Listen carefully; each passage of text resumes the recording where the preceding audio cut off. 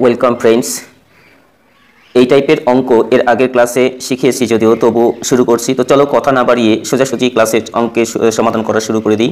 চলো, 1920 টাকায় একটি পণ্য বিক্রয় করে জেমস যত শতাংশ লাভ অর্জন করে তা হলো একই পণ্য 1500 টাকায় বিক্রয় করে শতকরা ক্ষতির সমান। যদি তিনি 10% লাভ করতে চান তাহলে পণ্যটি কত টাকায় বিক্রয় করতে হবে। এই যে সংখ্যা দুটো আছে, এই একটা আর হচ্ছে এই একটা, এই সংখ্যা দুটো আমরা সোজাসুজি যোগ করে 2 দিয়ে ভাগ করব, তাহলে এটা পেয়ে যাব হচ্ছে কস্ট প্রাইস। কি পেয়ে যাব? Cost price. তাহলে কস্ট প্রাইস কি হবে? 0 আর 0 যোগ করলে হবে 0, এখানে 0 আর 2 যোগ করলে হবে 2, এখানে 5 আর 9 যোগ করলে হবে 14, এর 4 হাতে 1, 1 আর 1 2, 2 আর 1 হবে 3, তাহলে এখানে হয়ে যাচ্ছে 3। কত দিয়ে ভাগ করব বললাম? 2 দিয়ে। তাহলে কস্ট প্রাইসটা আমরা পেয়ে যাব। তাহলে আমরা কস্ট প্রাইসটা পেয়ে যাব। এরপরে হচ্ছে কাটাকুটি করব। তাহলে 2 দিয়ে এটাকে কাটলে আসবে হচ্ছে 2 অক্ষে 2, 1 14, 7 দুগুণী 14, এবার 2 অক্ষে 2 আর একটা 0, অর্থাৎ কস্ট প্রাইস আসলো 1710 টাকা। এরপরে বলছে যদি তিনি 10% লাভ করতেন, তাহলে 10% লাভ, এটার মানে হচ্ছে যে যদি আমরা কস্ট প্রাইসকে 100 ধরি, 10% লাভ মানে হবে 110 আর নিচে হবে 100। এবার নিচের একটা 0 উপরের একটা 0 কাটবে, কেটে গেল। তাহলে উত্তর আসবে 11 কে 11, 1 হাতে 1, 7 11 77, 78 8 হাতে 7, 11 কে 11 আর 7 18। অতএব সঠিক উত্তর হবে অপশন বি, 1881। চলো নেক্সট সেম কোশ্চেন, 832 আর হলো 448।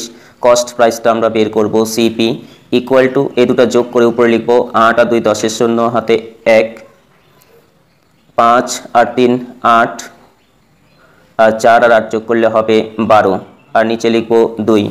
এবার এটা কাটাকুটি করব। 2 দিয়ে এইটাকে কাটলে আসবে হচ্ছে 6 4 0। তাহলে কত পেলাম আমরা?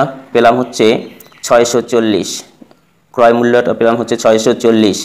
এবার বলেছে 20% লাভ বলেছে, তাহলে এখানে লিখব 120 আর নিচে লিখব 100। এবার কাটাকুটি করব, হয়ে যাবে নিচের একটা উপরের একটা, নিচের একটা উপরের একটা কেটে দিলাম। এবার এটা গুণ করব। তাহলে 4 12 48, 8 হাতে 4, 6 12 72 আর 4 76, 76 768। অতএব সঠিক উত্তর হবে অপশন বি, 768। নেক্সট কোশ্চেন, বিক্রয় মূল্যের উপর 20% ক্ষতি হলে ক্রয় মূল্যের উপর কত শতাংশ ক্ষতি হবে। এই টাইপের অঙ্কটা করার সময় এই যে 20% আছে, এটা নিয়ে ক্যালকুলেশন করব। 20% মানে উপরে লিখতে হয় 20 আর নিচে লিখতে হয় 100 পার্সেন্টেজ চিহ্নের পরিবর্তে। এবার এটা কাটাকুটি করলে আসবে উপরে 1 আর নিচে আসবে হলো 5। খুব মনোযোগ দিয়ে শোনো। এবার এই 5কে যদি আমরা সেলিং প্রাইস ধরি, এসপি সেলিং প্রাইস, কারণ বিক্রয় মূল্যের উপর নির্ণয় করতে বলছে। যদি এটা ক্রয় মূল্যের উপর বলতো তাহলে এটা কস্ট প্রাইস ধরতাম, যেহেতু এটা বিক্রয় মূল্যের উপর বলেছে তাই সেলিং প্রাইস। আর উপরেরটা হচ্ছে, এটাকে বলবো কি বলবো? ক্ষতি বলেছে 20%, তাহলে এটা হচ্ছে ক্ষতি।